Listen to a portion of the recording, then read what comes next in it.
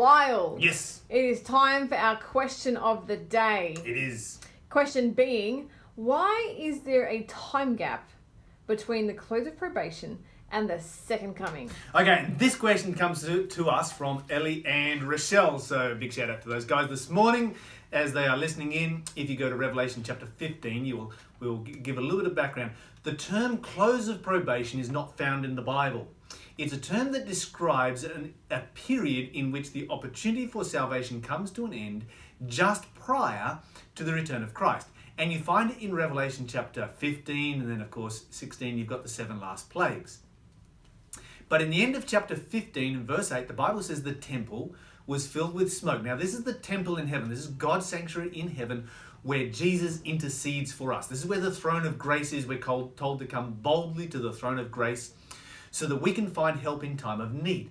The Bible says the temple was filled with smoke from the glory of God and from his power. And by the way, it's a big Bible study, but that smoke is a symbol of God's protecting power for his people. The temple was filled with smoke from the glory of God and from his power, and no man or no human was able to enter into the temple until the 7 plagues of the 7 angels were fulfilled. And so if you can't go into the temple, if you can't go to the throne of grace, that means that grace has come to an end. God has made the decision, these people are saved, these people are lost, I'm on my way back, I'm coming back to earth, salvation is over. The question is, why does that happen before Jesus actually arrives here on this earth? Why does it happen before the plagues? Well, the answer is very simple. It happens, there is a gap between these two periods, between the close of probation and the return of Jesus, so that you have time for the 7 last plagues to take place. There's your answer. Oh, okay. But the real question is, Yeah. why are there 7 last plagues? What purpose do the 7 last plagues serve? I mean, seriously, you've got all of this, there's wrath being poured out on earth, and of course it's only poured out on the wicked. It's not affected by it does not affect the righteous. Mm-hmm.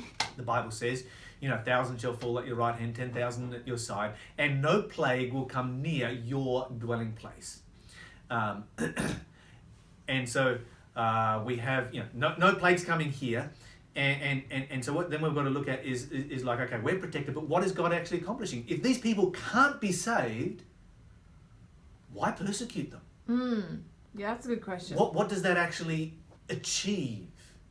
Well, it's like this. When probation has closed, God has made a decision that only he can make.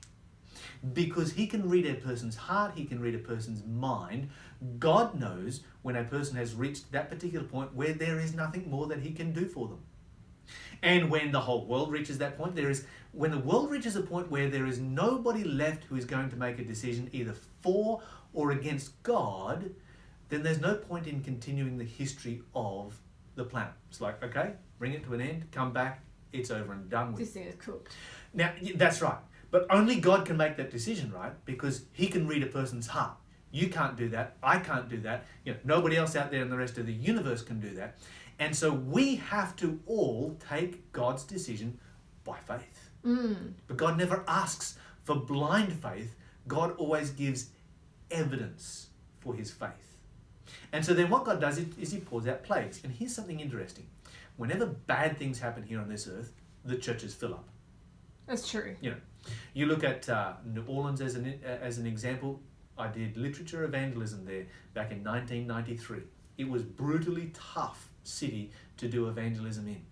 Some years later, after Hurricane Katrina went through, it was the number 1 place for evangelism, people giving their lives to God left, right and centre. And so here's what God does. God pours out plagues because always through history this has brought people to God, whether they are real conversions or not real conversions. And nobody responds. And what that does is it creates evidence that the universe can see that doesn't matter what God does, nobody is left here on this earth who is ever going to respond. In fact, it says right there